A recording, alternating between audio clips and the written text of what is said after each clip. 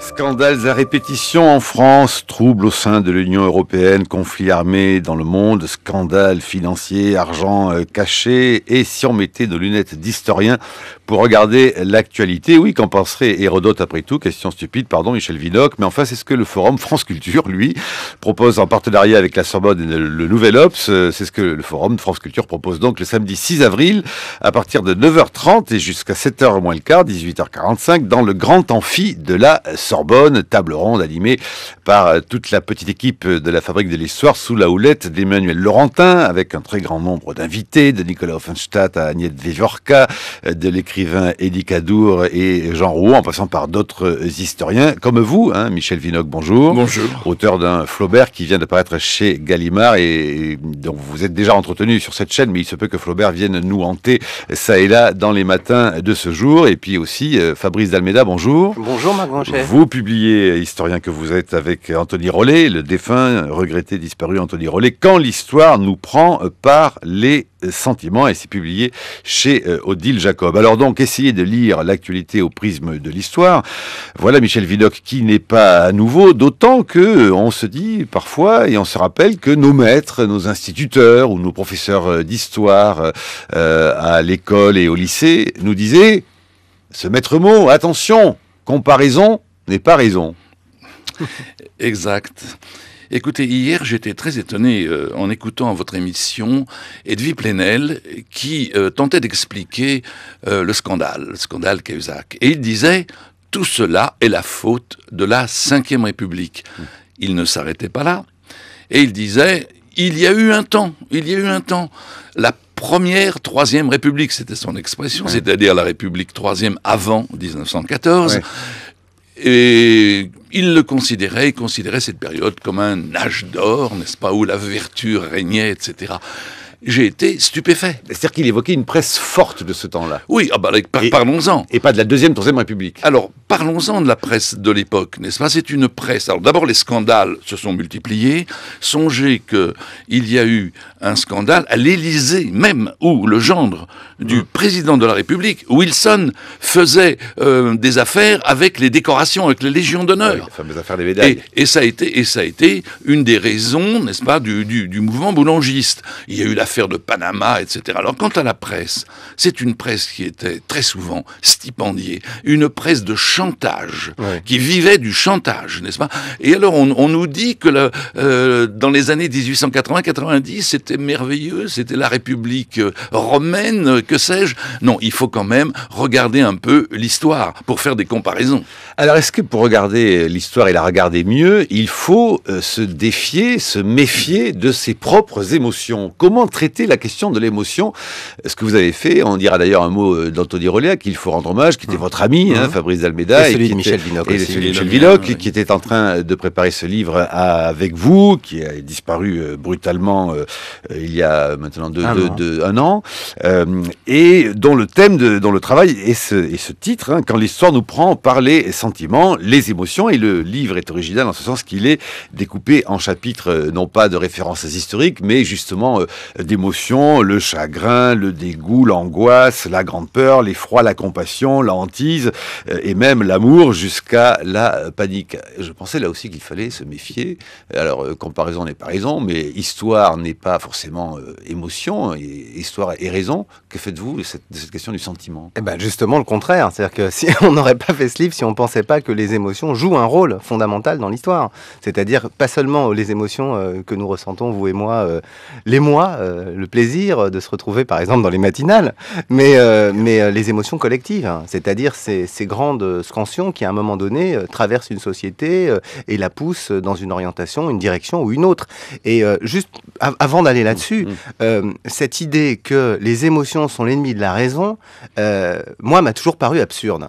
Je ne comprends pas comment on peut raisonner sans avoir un moteur, sans avoir à penser à un moment donné que son cerveau a eu une phase d'agitation. C'est-à-dire que je veux bien qu'il y ait de la raison, mais pour autant, je ne crois pas qu'il faille dénier une place aux émotions, et c'est pour ça qu'on a fait ce livre. Sur la question en art, par exemple, Daniel Arras a plaidé pour cela en disant, au fond, que par l'émotion, on accède à la connaissance. Bon, mais l'émotion...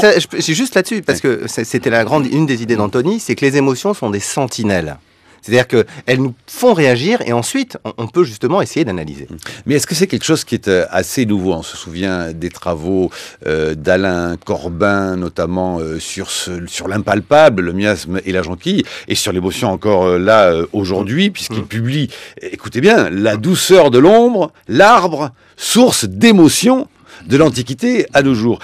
À partir de quand l'historien s'est-il dit qu'il pouvait s'intéresser à cette question de l'émotion? Est-ce que c'est récent ou est-ce que là aussi, après tout, il y a des cycles et que peut-être qu'on peut qualifier au fond de Saint-Simon ou Chateaubriand d'historiens de l'émotion, Michel Vinocq? Je crois que c'est assez récent quand même. Il y a eu ce grand changement du regard historien avec Marc Bloch et Lucien Febvre. Et il est certain que, donc, disons à peu près dans les années 30, n'est-ce pas, que l'histoire n'était plus seulement l'histoire politique, l'histoire événementielle, l'histoire par le sommet, et que les agissements des hommes étaient souvent dus à leurs émotions. Et on a commencé à s'intéresser par conséquent à l'histoire des sentiments, mais il faut bien dire qu'il a fallu attendre, je dirais, les années 70-80 pour que véritablement il y ait des œuvres sur la sensibilité. On disait à cette époque l'histoire des mentalités. Oui. Et les mentalités, elles reposent sur des émotions, c'est certain. Les actes des gens, des électeurs par exemple, sont beaucoup plus souvent émotionnels que raisonnables. Lorsque on s'échine à présenter des programmes politiques, on sait très bien que la plupart des gens ne lisent pas ces programmes et qu'ils vont voter sur la tête du client, sur la tête du candidat, sur l'émotion précisément qu'il vous a fait ressentir. Et aujourd'hui, il y a cette nouveauté qui est les médias, la télévision notamment, la radio et la télévision, le fait qu'on peut voir et entendre, ce qui n'était pas le cas justement sous la Troisième République où il n'y avait que de la presse écrite et où l'émotion était plus difficile à traduire. Cela dit, pas de question très naïve, comment sait-on l'émotion de nos amis, concitoyens, camarades du passé? Comment sait-on, où lit-on, où voit-on qu'on a tremblé au moment de Pompéi, Fabrice d'Almeida? Je prends des exemples anciens qui sont dans votre livre. Comment vous savez, vous, qu'ils étaient bien, tranquilles, vivaient dans le luxe, ils avaient fait de bons repas? Comment on sait tout ça et comment on sait que les gens étaient bien dans leur peau au moment où Pompéi a surgi, a éclaté? Alors là, c'est vrai que ce qu'il y a d'intéressant... Il y a de la fiction aussi un peu dans ces cas-là? Alors, toute histoire est une fiction, mais un récit, on va dire plutôt un récit vrai, pour reprendre la belle expression de Paul Venn. Non, mais il se trouve que beaucoup d'entre eux ont laissé des éléments qui nous permettent de l'analyser. Sur Pompéi, on a le récit de Pline le Jeune qui a été contemporain des événements et dont l'oncle, si je me souviens bien, était justement le gouverneur de la région.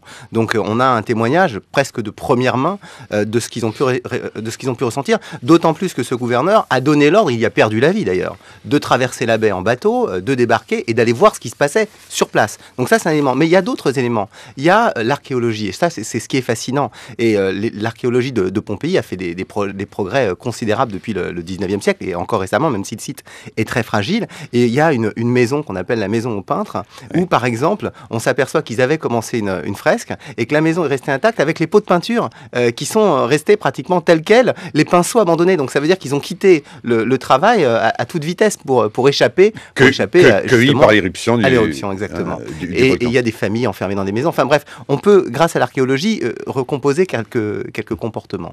Alors, comprendre l'actualité grâce à l'histoire et aux historiens, ce qui est, selon vous, Michel Vinocq, source de grands malentendus, puisque vous reprenez notamment, selon vous, la mauvaise comparaison que faisait Édouard Plenel hier dans les Matins de France Culture. Mais enfin, tout de même, en ce moment, on se dit que, et beaucoup s'accordent à dire que, voilà, nous vivons une période de pré-guerre, qu'elle ressemble, cette période des années 2010, aux années 30 en France, et parce que, notamment, elle suscite les mêmes émotions devant des affaires, devant des scandales, émotions comme le dégoût. Le dégoût, c'est le chapitre 14 de votre livre avec Anthony Rollet. Les scandales financiers des années 30 c'est le chapitre Le dégoût. Je vous propose d'écouter une émotion, une expression de dégoût. On l'a beaucoup entendu, mais tout de même, écoutez donc hier à propos de l'affaire Cahuzac, l'ancien inspecteur du travail, aujourd'hui socialiste, Gérard Filoche, sur iTélé. Il y en a assez de ce genre de situation où on se trouve spolié. C'est la misère dans le pays. Il y a 5 millions de chômeurs. Il y a 10 millions de personnes qui sont pauvres, qui ont moins de 900 € par mois, dont on ne parle pas. Et on est en train de mégoter pour un petit budget pour atteindre 0,5% de déficit. Et on a un chef du budget qui fraude lui-même, qui ment les yeux dans les yeux. Vous croyez que comme membre du bureau socialiste, j'y suis depuis 20 ans, je peux supporter ça? Vous croyez que les politiques, les militants, les syndicats peuvent supporter ça? Une fois, une seule fois. On peut pas être sali par des histoires comme ça, il y en a assez. Voilà, donc Gérard Filoche hier, chez Michel Fil sur iTélé. Est-ce que pour l'historien que vous êtes, ou est-ce que pour les historiens de dans 30, 40, 50 ans, 100 ans, qui auront peut-être retrouvé les bandes ou les enregistrements numériques, les sanglots étranglés dans la voix de Gérard Filoche diront quelque chose à l'historien? Alors, voilà la nouveauté. C'est que désormais, avec des techniques modernes, nous sommes en train de créer des archives de l'émotion. Et que pour les périodes passées, d'avant la radio, la télévision, etc., c'est beaucoup plus difficile. Francis d'Almeida peut bien parler d'archéologie, mais avouons que c'est quand même des sources qui ne sont pas évidentes. Fragiles. Moi, je pense, et sont fragiles, je pense à une autre source quand même, et du reste, ce sera un des sujets des tables rondes de samedi à la Sorbonne, c'est l'importance de la littérature, du roman en particulier. Parce que il est certain... Flaubert arriver bientôt dans votre propos. Non, je ne pensais pas tellement à Flaubert, je pensais plutôt à la table ronde portant sur la guerre de 14-18 de samedi prochain. Ça a été l'occasion pour moi de relire ou de lire un certain nombre de romans, et je crois effectivement que la littérature, les bons écrivains, disons, peuvent transmettre, peuvent nous faire comprendre le poids des sentiments, le poids des émotions que l'historien lambda n'arrive peut-être pas à nous faire découvrir. Et ces écrivains-là, ils sont fameux. À cette table ronde où vous serez, justement, Michel Vidocq, ce sera en fin d'après-midi, à partir de 16h30, puisqu'il y aura Jean Rau et Eddie Cadour. Et le magnifique Eddie Cadour, qui fait le travail que l'on sait d'historien pour préparer ses romans, mais comme le faisait d'ailleurs un peu Flaubert, propulsant un nombre de livres incalculable. Mais revenons à cette question et à ce qui deviendra une archive, ce qu'il est déjà, Gérard Filoche, pour illustrer ce fameux dégoût dont vous parlez, vous, dans les scandales financiers des années 30. Sommes-nous ou pas, alors, comparaison a-t-elle raison, dans une situation similaire? Après tout aussi, il n'y a pas si longtemps, vous avez publié un article, vous, Michel Vidocq, comparant la situation actuelle de la France excusez-moi, en précisant que c'était pas du tout le même contexte, la même chose. Alors, mais le dégoût, déjà. Oui, non, mais ce qui est important à dire, c'est que l'approche, c'est quand même une approche de psychologie collective. C'est-à-dire, quand on a pris ces sentiments, on a voulu montrer comment ils pouvaient coaguler des groupes. Il ne s'agit pas de dire, là, Gérard Filoche, on a senti une émotion individuelle. Je ne sais pas si c'est du dégoût, je pense que c'était plutôt un sentiment d'outrage qu'il ressentait.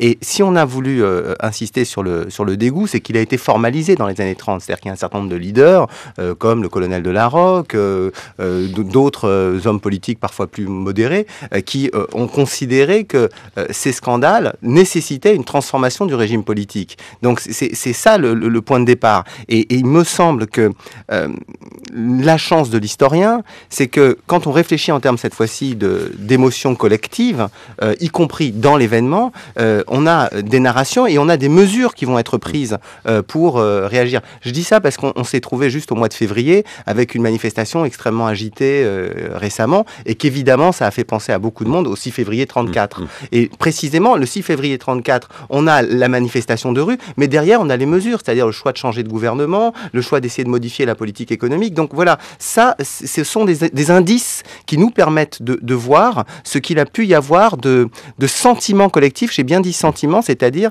de reconstruction d'un ressenti. Et attention aux légendes que l'on en fait par la suite, parce que vous remettez les pendules à l'heure, si j'ose dire, pour cette affaire Stavisky, et notamment ce qu'elle a découlé, en disant qu'il y a une légende qui s'est construite sur l'idée qu'il fallait absolument tout renverser. Or, dites-vous, ce n'est pas cela. Il y a eu des manifestations mais au fond, il ne s'agissait pas nécessairement de vouloir renverser, entre guillemets, un régime, celui de l'époque. Pas pour tous. Pas pour tous. Mais c'est alors, nous reviendrons sur ces questions ensuite. Écoutez, Michel Vidocq, notre ignorance de l'histoire nous fait calomnier notre temps. On a toujours été comme ça. Quelques années de calme nous ont trompés, voilà tout. Moi aussi, je croyais à l'adoucissement des mœurs. Il faut rayer cette erreur et ne pas s'estimer plus qu'on ne s'estimait du temps de Périclès ou de Shakespeare, époques atroces où on a fait de belles choses. Flaubert à George Sand, le 8 septembre 1872. Vous pourriez signer ces propos quasiment tels quels. Voilà, mais bon, il faut se garer... Il faut se garder évidemment d'une tentation de dire c'est toujours la même chose, car non, ce n'est pas toujours la même chose. Cependant, il ne faut pas croire non plus que tout est nouveau. 8h17. Bonjour Brice Couturier. Bonjour Marc, mon C'est cher. l'heure de votre chronique et vous nous parlez d'historicisme. Et oui, à relire les attaques de Karl Popper, de Raymond Aron ou de Léo Strauss contre l'historicisme, on réalise combien, en un demi-siècle, nous avons changé d'époque. Une partie du stock d'idées qu'ils combattaient s'est simplement évanoui. Personne ne croit plus aujourd'hui que la découverte des rythmes, des motifs, de séries ou encore moins de lois de l'histoire permettrait d'en déterminer le cours. Pourquoi tant d'historiens inclinent-ils à tenir le passé pour fatal et l'avenir pour indéterminé ? Se moquait Raymond Aron. Les philosophies de l'histoire, qui présupposaient l'existence d'un sens de l'histoire au double sens du terme, signification et direction, sens indépendant de la volonté consciente des acteurs mais assez accessible à quelques initiés, détenteurs d'une prétendue science, ils ont échoué dans de grandes largeurs. Nous disposons de centaines, que dis-je, de milliers de livres en toutes les langues qui nous expliquent comment s'effectue la transition inéluctable du capitalisme au socialisme, mais il n'y en a aucun qui nous ait passé du communisme au libéralisme. L'objet même de ce qu'on appelle à présent transitologie, me disait ironique un universitaire polonais il y a une vingtaine d'années.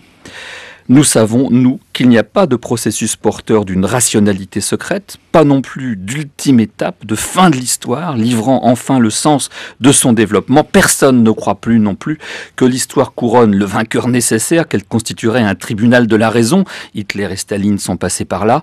Encore moins qu'elle soit la voie d'un salut, d'une réconciliation finale et définitive des hommes, des classes, des nations.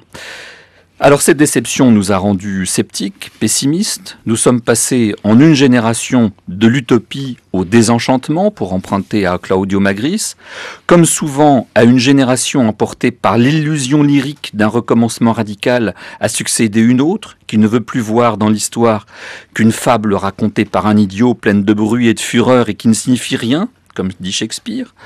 François Hartog a bien posé la question dans son dernier livre, oui, croyons-nous encore à l'histoire ? La fermeture du futur, le remplacement de l'histoire par les mémoires conflictuelles en lutte pour la reconnaissance, semble nous condamner à un présent définitif, si l'on en croit François Hartog, qui définit comme présentiste notre actuel régime d'historicité. Refusant, au nom d'une prétendue supériorité morale du présent, l'espace d'expérience légué par le passé, ne nous projetons plus non plus sur un horizon d'attente qui a bien trop déçu, nous aurions tendance à évoluer dans un espace à une seule dimension, ou plutôt nous mobilisons au jour le jour les bribes de passé, les pressentiments de futur dont nous avons besoin. Et c'est là que nous retrouvons une autre partie de l'historicisme, celle qui perdure. En effet, nos contemporains n'ont pas rompu avec l'idée selon laquelle chaque génération a bien le droit de réinterpréter l'histoire selon l'angle de ses propres besoins de sens du moment. Elle persiste aussi, s'imaginant moralement supérieure aux précédentes, à s'arroger le droit de juger leurs actes sur la base de ses préjugés du moment. Ce faisant, elle tombe dans le travers maintes fois dénoncé par les adversaires de l'historicisme, en proclamant qu'il n'est d'autre vérité que celle du moment, il ne saurait s'exenter d'une telle loi lui-même. Il s'expose donc, de la part de ses descendants, aux critiques et au sarcasme dont il accable ses devanciers. J'évite autant que possible de me lier au slogan du jour, aussitôt remplacé, écrivait Witold Gombrowicz. La chronique de Brice Couturier à retrouver sur franceculture.fr. Réactions, commentaires. Je me rends compte que j'ai choisi Isaiah Berlin par rapport à Léo Strauss, c'est-à-dire que moi je crois qu'il y a une grande chaîne de lettres et je crois que l'histoire a encore une utilité. Et bien que le livre de François Hartog parle pour l'essentiel, disons, du comportement social, c'est-à-dire associatif et politique au regard de l'histoire, je pense que si on fait de l'histoire aujourd'hui, on pense que ça fait sens. Sinon, on change de métier. Michel Vinocq. J'apprécie beaucoup la chronique de Brice Couturier parce que je crois qu'il a dit le principal. Il y a une régression de l'histoire dans l'édition, à coup sûr. Petite parenthèse, les livres d'histoire qui ont connu une sorte d'âge d'or dans les années 70-80, aujourd'hui sont très loin dans les ventes derrière les livres pratiques, les romans policiers, les romans. Incontestablement, je crois qu'il y a là un déclin qui s'explique en profondeur par les temps que nous vivons et que François Hartog a désigné sous le nom de présentisme. Le présentisme, c'est pas seulement la crise du passé, c'est d'abord la crise de l'avenir. Et c'est parce que nous avons assisté à la fin des idéologies, à la perte de confiance. Alors, bien sûr, l'historicisme était un faux semblant. C'était une fable, et nous en avons conscience. Mais cet historicisme nourrissait la curiosité pour l'histoire. Parce que regarder l'avenir, c'était aussi l'alimenter par la connaissance du passé. Et puis, il n'y avait pas seulement l'historicisme de gauche, marxiste, il y avait aussi certainement dans le libéralisme un optimisme évident qui nous invitait à regarder. Voyez comment en un siècle, depuis la révolution industrielle, comment le progrès, mot majeur, comment le progrès a fonctionné. Or, il n'y a plus de progrès. Dans l'imaginaire, nous ne sommes plus dans le progrès, nous restons dans le présent, dans l'instantané même, avec toutes les techniques d'aujourd'hui, et nous n'avons plus recours au passé. Alors évidemment, il y a des signes, des manifestations d'intérêt pour l'histoire, on le voit avec par exemple les commémorations. On vient d'en inventer encore une nouvelle. Le 27 mai prochain. Alors, il y a également le fait que tous les journaux, les hebdomadaires inventent maintenant des hors-séries consacrés à l'histoire. Attendez, regardez, le point de cette semaine, révélation sur Hitler. Voilà. Il n'y a pas de régression de l'histoire, c'est-à-dire que ça marche l'histoire. Voilà, donc on peut dire l'histoire, ça paye encore. Ah oui. Mais quelle histoire? Non, là, Michel, si je puis me permettre, Michel Vinocq. Ah, vous n'êtes pas d'accord. Non, c'est pas ça. C'est que je crois que justement, ce qu'ouvre le débat autour d'Hartog et d'autres livres qui viennent de paraître récemment, c'est quand même une dichotomie entre deux histoires. C'est-à-dire que l'histoire recule, c'est possible. En tout cas, l'histoire universitaire, c'est certain. Mais il y a quand même des historiens qui ont du succès. Et ce sont les historiens, d'une certaine manière, qui échappent à l'académie, à l'université. Moi, je pense à quelqu'un comme Stéphane Bern, qui a des livres qui ont un succès, qui atteignent une trentaine de milliers d'exemplaires. Je pense à quelqu'un qui est aussi pas apprécié du tout des milieux universitaires, notamment d'un groupe de doctorants qui sort sous le parrainage de Nicolas Offenstadt, un livre là, pour critiquer par exemple Franck Ferrand. Je pense à Jean-Christian Petit-Fils, qui fait un Jésus, que justement Anthony Rollet avait édité l'année dernière, qui atteint les 80 000 exemplaires. Donc il y a des gens qui réussissent à parler au public en histoire. Par contre, ce qui me sidère, moi, c'est la façon dont le monde universitaire n'arrive plus à parler au public. La question, pour moi, elle est plutôt là. C'est-à-dire, la génération de Michel Vinocq, parce qu'il a parlé de l'âge d'or des années 70 et 80. Mais l'âge d'or de cette époque, c'est Michel Vinocq, c'est Serge Bernstein, c'est Pierre Milza, c'est Duby, c'est Brodel. Il faut quand même dire que c'était des gens qui étaient capables de parler large et qui encore aujourd'hui parlent large. Le problème qui se pose pour moi, c'est plutôt, je dirais, la génération qui est venue après. Pourquoi n'arrive-t-elle pas à parler au public? Et est-ce que justement, c'est pas à cause de cette vision, disons, d'une histoire qui doute d'elle-même, qui se remet en permanence en cause, qui pense qu'elle n'a plus de sens? Juste un petit mot là-dessus. Emmanuel Laurentin avait demandé il y a 2 ans à une 50aine d'historiens de dire à quoi sert l'histoire aujourd'hui. Il y a à peu près la moitié d'entre eux qui commençaient par répondre à rien. Quand on en est là, ça veut dire qu'on n'a plus de fonction. Je voudrais vous faire écouter justement, vous évoquez ces historiens de garde. C'est le titre du livre justement de William Blanc, Aurore Chéry, Christophe Naudin, sous la direction de Nicolas Offenstadt, qui publie aux éditions Inculte, et qui effectivement donc remettent en cause la vulgarisation de l'histoire, en prenant pour exemple le best-seller écrit par Laurent Deutsch, aussi par Métronome, et ce qui donc met en colère, succès, par exemple. Ce qui met en colère justement les auteurs en question, dont Aurore Chéry, écoutez-la, qui décrit ce goût pour une sorte de nouveau roman national en France et les dangers d'une histoire peu documentée. Aurore Chéry, un des auteurs de ces historiens de garde chez Inculte, au micro d'Antoine Beauchamp. Je pense que si le roman national plaît, c'est parce que c'est une histoire qui rassure.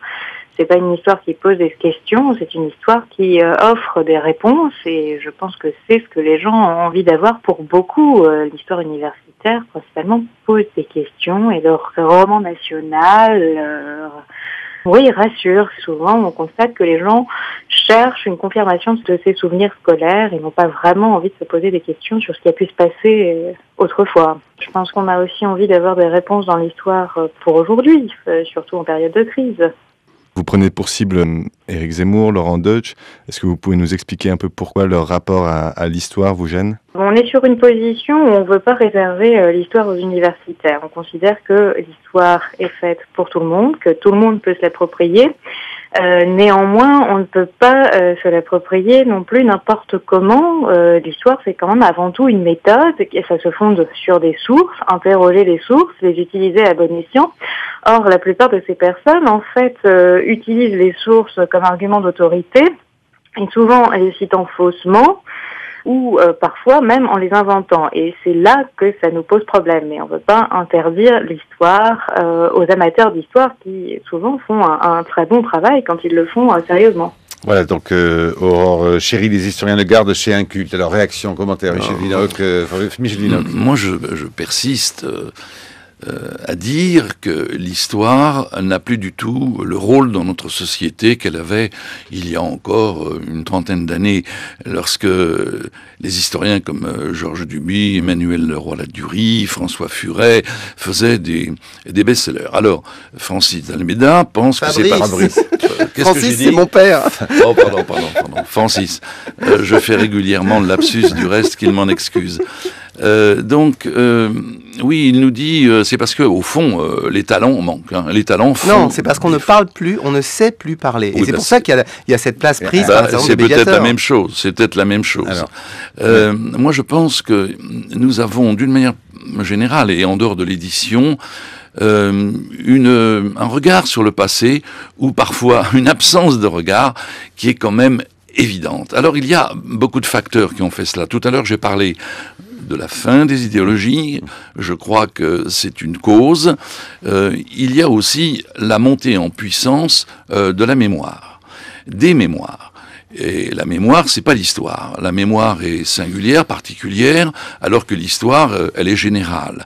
Et il est certain que ce que l'on cherche maintenant dans le passé, ce sont des raisons d'identification, non pas nationales ou humanitaires ou planétaires, mais bien des identifications de groupes, de communautés. Et ça fait énormément de mal à l'histoire. En particulier, ces mémoires sont des mémoires accusatrices de l'ensemble. Et nous vivons une véritable crise, comment dirais-je, de notre regard sur le passé. Nous avons de plus en plus honte du passé. Pierre Nora parlait de la criminalisation du passé. Songez que en 2005, pour l'anniversaire d'Austerlitz, nous avons eu, de la part d'un gouvernement qui s'appelait Dominique Villepin, pourtant admirateur de Napoléon ou de Bonaparte, un refus, n'est-ce pas, de toute commémoration, alors que l'Europe entière commémorait l'événement. Une gêne, n'est-ce pas? Pourquoi? Parce que Napoléon, Bonaparte, qui était vanté par Stendhal, rappelez-vous le début de la Chartreuse de Parme, il en parle comme du nouveau Alexandre, du nouveau César. Eh bien, Napoléon, aujourd'hui, qu'est-ce qu'il est devenu? Celui qui a rétabli l'esclavage dans les colonies. Alors voilà la manière réductrice, n'est-ce pas, dont on voit les choses. Mais ça veut dire que l'historien que vous êtes, se sent impuissant à rétablir ou redonner un peu justement de transversalité, à décommunautariser, presque légiférer cette sorte de cette nouvelle histoire-là. Écoutez, c'est justement la fonction des historiens qu'on appelle avec mépris universitaire que de dire attention, attention, ne dites pas n'importe quoi. Et en particulier, les documentaires à la télévision, qui sont parfois excellents, sont parfois désastreux, sont parfois écrits réalisés par des gens qui disent à peu près n'importe quoi. Nous avons eu l'occasion, avec Jean-Noël Jeanneney et Jean-Jacques Becker, d'écrire au président de France Télévisions à ce propos, je ne dirais pas de nom, mais c'était sur un documentaire, et il y en avait d'autres, qui étaient une injure pour la connaissance historique. Bon, donc, évidemment, les universitaires sont des gens ennuyeux, et aujourd'hui, l'histoire appartient à tout le monde, et par conséquent, on peut faire n'importe quelle histoire. Moi, je défends ce droit, évidemment. Tout le monde a le droit d'écrire, et d'écrire de l'histoire. Mais enfin, il y a des méthodes, il y a une rigueur, il y a le contrôle des sources. On ne dit pas, encore une fois, ce qui fait plaisir, uniquement ce qui fait plaisir, ou ce qui dénonce, ou ce qui criminalise. Il y a là un processus que je crois aujourd'hui extrêmement dangereux. L'histoire est devenue bien souvent n'importe quoi, ce qu'on appelle l'histoire. Alors l'universitaire que vous êtes, Fabrice Almeida, réagit... Non, je crois qu'il y a des points que je partage avec Michel Villot, mais je crois qu'il y a quand même un désaccord, je dirais même, sur le constat d'analyse. C'est-à-dire que dire que l'histoire est en crise et admettre que n'importe qui puisse écrire de l'histoire ou s'intéresser au passé pour la mémoire, ça signifie quand même qu'il y a une place pour la réflexion sur le passé. Moi, mon problème, il est que j'ai l'impression que cette place est très largement justement occupée par des spécialistes de la mémoire, ou par ce qu'on appelle, faute de mieux, des vulgarisateurs, que ce soit sous forme de documentaires, que ce soit sous forme d'émissions, que ce soit sous forme de journalisme, ou que ce soit, il faut le dire, de très grand succès, sous forme de romans. La littérature, puisqu'on va en discuter samedi, occupe une grande place. Donc moi, ma question, elle est justement d'essayer de trouver des moyens pour faire que le savoir, disons, vrai, à défaut d'universitaire ou académique, le savoir vrai irrigue tout cela. Et ma question, elle est, est-ce qu'il n'y a pas un défaut chez nous universitaires, dans notre manière d'agir? Et par exemple, quand on considère que l'histoire est une science sociale parmi d'autres, qui n'a pas de spécificité, et que d'une certaine manière, s'appeler historien, c'est presque un peu ringard par rapport à s'appeler sociologue. Bon. Ça, c'est une position académique qui existe, et qui est, je dirais, aujourd'hui, presque dominante. Les gens qui se réclament, comme moi, de la discipline, paraissent des has-beens, paraissent des espèces de conservateurs, pour ne pas dire des réacs.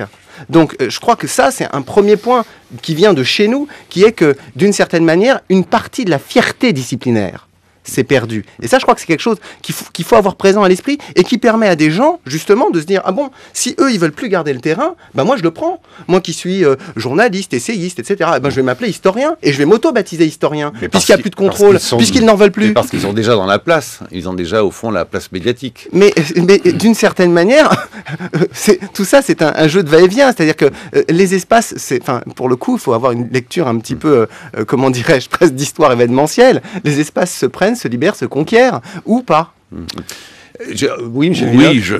Et ensuite, les questions Agnès et Brice. Alors, je ne peux aller que dans le sens, n'est-ce pas, que dans le sens qui vient d'être dit, parce que, personnellement, j'ai toujours veillé, en dehors de mon métier de professeur, à diffuser l'histoire, et en particulier à travers ce magazine qui s'appelle l'Histoire, que vous avez fondé, qui est un magazine qui vise précisément à élargir considérablement l'audience d'une histoire authentique, d'une histoire professionnelle, avec les moyens qu'il faut, c'est-à-dire l'illustration, l'editing, etc. Et puis, nous avons aussi les collections de poche d'Almeida, n'est-ce pas? Je ne dis plus son prénom, vous avez remarqué. Fabrice. Faire attention. Il a chez Fayard Tempus, qui est une formidable collection de poche. Moi, j'avais fondé au seuil.histoire. Donc, nous œuvrons, évidemment, pour diffuser le plus possible la bonne histoire. Alors, des questions, Brice, Agnès. Alors, Brice. Oui, reprenons un petit peu le fil. Ce qui s'est passé au cours des dernières années dans le domaine historique, dans le domaine de la discipline historique, qui fait qu'aujourd'hui, on a problème. Tiens, justement, il y a Emmanuel Laurentin qui arrive, et je vais parler sous son contrôle, ça va être très délicat. On a commencé par déconstruire le roman national, parce qu'on s'est aperçu qu'on nous avait menti, tout simplement. Ma génération, on nous avait dit toute la France était résistante, etc. Il fallait déconstruire ce roman-là, il était caduc. Mais du coup, la déconstruction du roman national a fait proliférer deux phénomènes qui aujourd'hui nous embêtent. D'une part, il y a celui que vous avez cité tout à l'heure, Marc, c'est-à-dire ces semi-historiens qui prennent la place des vrais et qui ont beaucoup de succès. Alors parmi eux, il y en a un que vous n'avez pas cité, moi je ne traite pas de semi-historien mais d'historien à temps plein, c'est Max Gallo. Max Gallo, il fait des succès de librairie formidables, mais ça énerve terriblement les historiens professionnels parce qu'il n'est pas du métier. Et il n'a pas vraiment... Si, quand même, il était assistant à l'Université de Nice en histoire, agrégé d'histoire, professeur de lycée d'histoire. C'est tout le problème avec Max Gallo. Il embête les historiens parce qu'il ne va pas dans le sens du courant, que c'est un poil à gratter et que donc il embête. Il y a ce premier phénomène qui est donc la revanche d'une histoire, je dirais, populaire sur l'histoire universitaire parce que les chiffres de vente ne sont pas dans le sens des seconds mais plutôt du premier.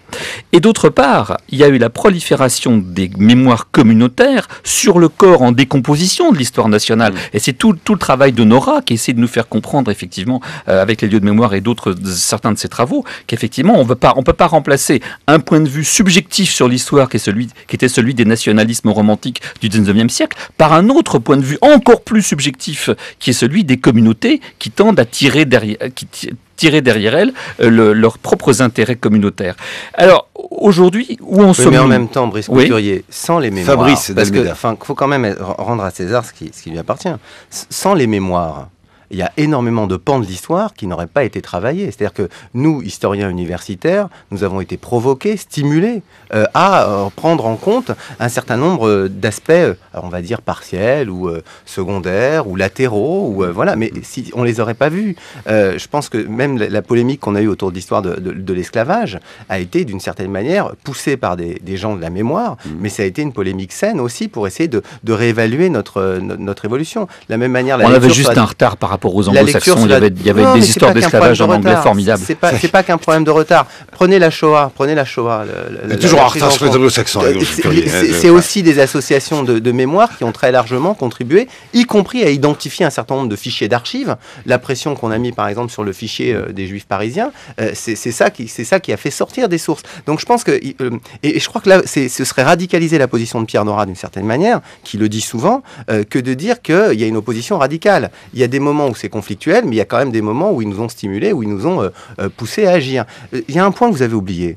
On a parlé du rapport aux sciences sociales. Il y a un deuxième point, moi, qui me paraît fondamental dans la fragilisation de l'histoire académique, universitaire, par rapport à cette histoire que vous avez qualifiée de populaire. C'est la rupture avec la chronologie.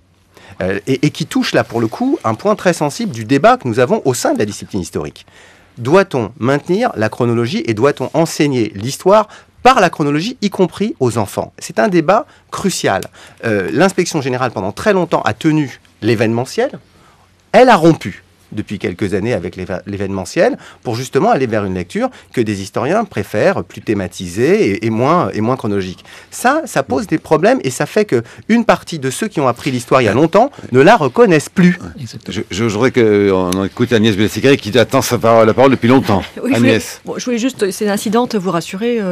Vos débats me rappellent ceux entre les économistes académiques et les économistes qu'on pourrait appeler populaires, avec ces mêmes problèmes de comment diffuser la pensée universitaire dans le public. Mais ma question, je voulais vous proposer des travaux pratiques pour montrer aux auditeurs à quel point l'histoire est utile. Aujourd'hui, l'Europe est en plein désarroi. C'est absolument terrible. L'Union européenne n'a aucun projet, le budget diminue, l'euro est menacé comme jamais. Vous qui connaissez bien l'histoire d'après-guerre, la construction européenne, mais aussi l'histoire plus ancienne, comment est-ce qu'on peut puiser dans cette histoire des éléments pour éclairer ce qui se passe aujourd'hui, pour éventuellement nous donner de l'espoir, pour séparer ce qui ressort du sentiment, de l'absence, de l'essoufflement du sentiment européen, mais aussi de la raison de la construction européenne. Comment est-ce que vous pouvez, vous, avec vos connaissances, puiser dans cette histoire pour nous donner un sens à ce qui se passe aujourd'hui et éventuellement des indications de règles de conduite? Michel Vinocq. Il faut certainement de l'histoire et j'ajouterais de la géographie, les deux. de l'histoire, parce que connaître l'histoire de l'Europe, c'est connaître l'histoire de la guerre, des dissensions, des divisions, la guerre quasi permanente, et montrer qu'il y a bien eu effectivement une évolution vers la paix, et que ça c'est une date considérable. Nous, Français, depuis 1962, à part les interventions à droite et à gauche, ponctuelles, nous ne sommes plus en guerre. C'est une coupure. Les jeunes générations n'imaginent pas combien la guerre avait habité les consciences des Français et des Européens en général. Donc, déjà montrer que l'Europe, c'est une formidable utopie concrète, qu'on est sorti de siècles de guerre.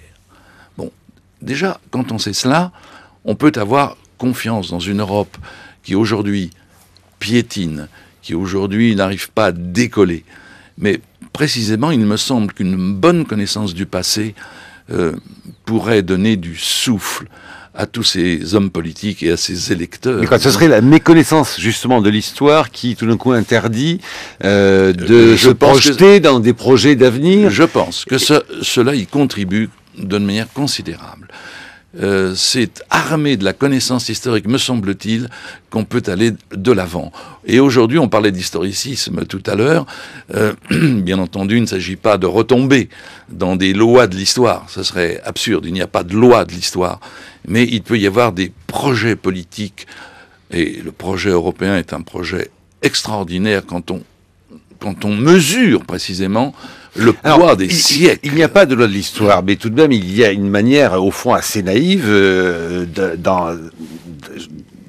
dans l'air du temps, de croire qu'il y en a des lois de l'histoire. Et je reprends encore une fois cette idée de comparaison n'est pas raison, ou des comparaisons. C'est-à-dire qu'on voit bien comment, se comparant aujourd'hui, 2012, aux années 30, on induit de fait un déterminisme historique qui dit, puisque ça a mal fini dans les années 30, et que notre époque ressemble aux années 30, ça finira donc mal. C'est là qu'il y a quelque chose qui n'est pas logique, et que l'histoire, justement, devrait permettre de voir la comparaison, mais dites-vous aussi, comme vous l'avez fait il n'y a pas très longtemps dans la presse, les différences. Évidemment. Et interdire le déterminisme. Ça ne finira pas. Il n'y a pas de déterminisme. Et il n'y a pas de déterminisme, il y a du normalisme là quand même. L'implicite quand même de la question et la réponse de Michel, je veux le dire, c'est quand même que l'Europe c'est bien. Si, tu as répondu, Michel, à la question d'Agnès Benassi-Kéré, qui était comment on sort de ça, puisque le problème c'est de sortir de ça, c'est de maintenir l'Europe. Et tu as répondu d'une manière europhile à une question qui était europhile. Mais si tu te places d'un point de vue purement historien, l'Europe, c'est ni bien ni mal. Et l'Europe, elle peut avoir des phases d'expansion et des phases de régression. Et à ce moment-là, on peut effectivement avoir une analyse, alors qu'on va me qualifier d'historiciste, mais on peut se demander s'il n'y a pas eu justement un cycle d'ouverture sur le continent européen, ouvert par la Deuxième Guerre mondiale, et on est bien là dans la connaissance historique avec son développement, et si là, on n'est pas en fin de cycle. Et là, pour le coup, c'est une réponse qui est historiciste, vous allez me dire, qui supposerait d'établir des courbes, mais qui est, j'allais dire, flat du point de vue de ce qui est bien ou mal. Michel Vinocq. Loin de moi l'idée qu'il y a une pente fatale et un avenir évident, que l'histoire, et cette histoire-là de l'Europe, fait 3 pas en avant et 4 pas en arrière avant de refaire 2 pas en avant, c'est évident, c'est le processus historique habituel, et je ne sais pas si un jour ou l'autre nous aurons une Union européenne véritable et politique. Je ne le sais pas. Je dis simplement que ça peut être, et que c'est aujourd'hui un des rares projets, une des rares ouvertures vers l'avenir, et que le passé nous éclaire de ce point de vue-là. C'est tout ce que je dis. Emmanuel Lantin, alors, qui nous a rejoint et qui sera le grand Mamamouchi. Pas seul, toute l'équipe de la Fabrique de l'Histoire. Je l'ai déjà dit et j'ai donné leur nom, de la journée de samedi prochain, 6 avril. Donc le 6 avril à la Sorbonne. Mais non, moi je suis intéressé par tout ce qui a été dit, en particulier ce que disait Brice, mais je pense qu'on oublie une dimension qui est une dimension fondamentale, qu'on a peut-être évoquée un peu auparavant dans la discussion, c'est la question de la mondialisation et donc de l'échelle. Aujourd'hui, l'échelle de l'histoire, ça n'est plus l'échelle de l'histoire de France. Ça n'est sera même plus d'ailleurs ouais. l'échelle de l'histoire de l'Europe, c'est l'histoire du monde. Et ça, c'est quelque chose de fondamental. C'est-à-dire que la vraie transformation que nous sommes en train de vivre, moi, je suis content d'appartenir à cette génération qui a vu se passer ce qui est en train de se passer. C'est-à-dire d'un seul coup, des tremblements, des bouleversements, des certitudes qui ne sont plus des certitudes, parce que ce qui se passe aujourd'hui en Grande-Bretagne, aux États-Unis, en Inde, en Chine, dans le monde arabe même aujourd'hui, eh bien, c'est justement que toute l'histoire qu'on avait commencé à écrire, en particulier au 19e siècle et tout au long du 20e siècle, qui était une histoire qui tenait la plume. C'était les Européens, c'était normal d'une certaine façon que nous tenions la plume. Eh bien, ça n'est plus le cas.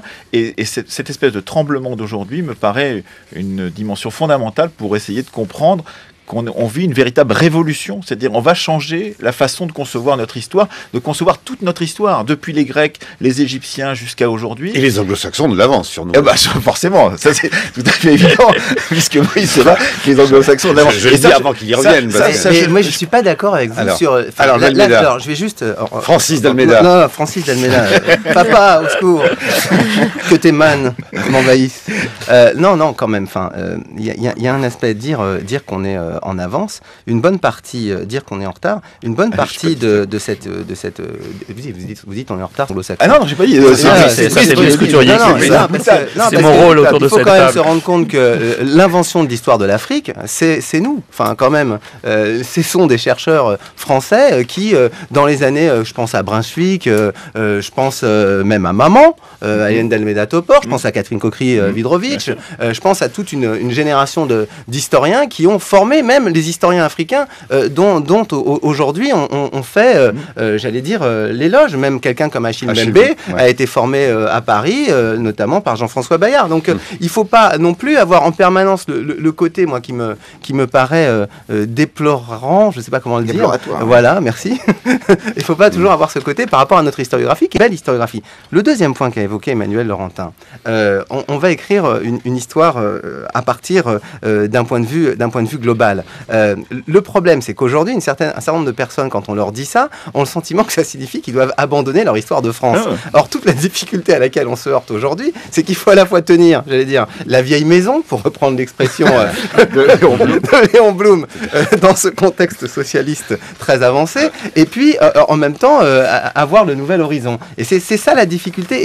Et c'est une difficulté qu'on rencontre, par exemple, quand on veut travailler l'histoire de la Deuxième Guerre mondiale, où pour le coup, on a besoin d'une lecture planétaire. Et c'est là où quand même je trouve qu'il y a une part d'oubli de notre part, c'est que là justement, prenons la génération d'avant, la génération des Henri Michel, même la génération des François Bédarida, quand ils travaillaient sur la Deuxième Guerre mondiale, ils le faisaient pas seuls. Alors ils le faisaient, j'allais dire, en collaboration avec des, si je puis dire, avec des grands collègues internationaux. C'est-à-dire qu'on avait une conception de l'histoire, on pensait bien le monde, mais on pensait que c'était pas une seule personne qui devait tenir toute l'histoire du monde, mais qu'on était dans un projet collaboratif avec des Anglais, des Allemands, des Américains, des Japonais, des Chinois, etc. Et on avait des grands colloques au sein du Comité international d'histoire de la Seconde Guerre mondiale. Michel Vidocq. L'histoire de la mondialisation, effectivement, qui tente à prendre le relais de l'histoire nationale et de l'histoire européenne, pose de vrais problèmes, parce que faire cette histoire de la mondialisation, évidemment, pose des exigences de connaissances linguistiques, de connaissances géographiques, etc.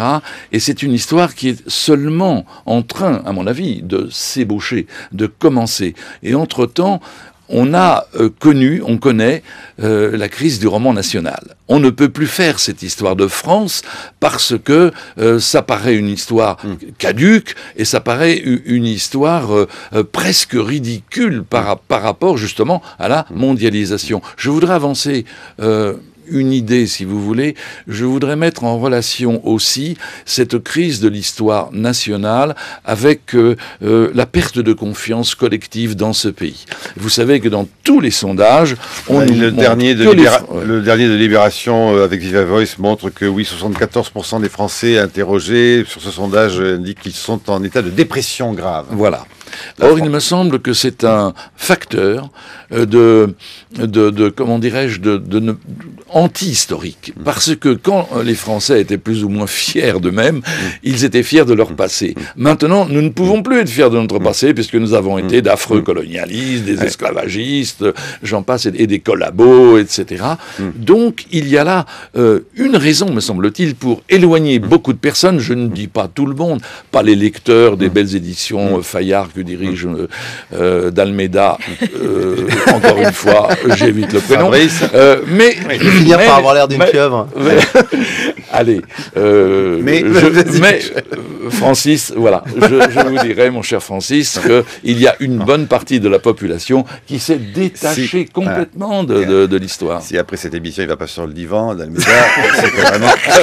pour terminer, Michel Vidocq, est-ce que pour, au fond, illustrer votre propos, il ne faudrait pas recourir une dernière fois, et pour conclure vite l'émission, à ce que nous disait le vieux, comme l'appelait George Sand, notamment encore cette lettre du 8 septembre 1871 de Flaubert à Sand.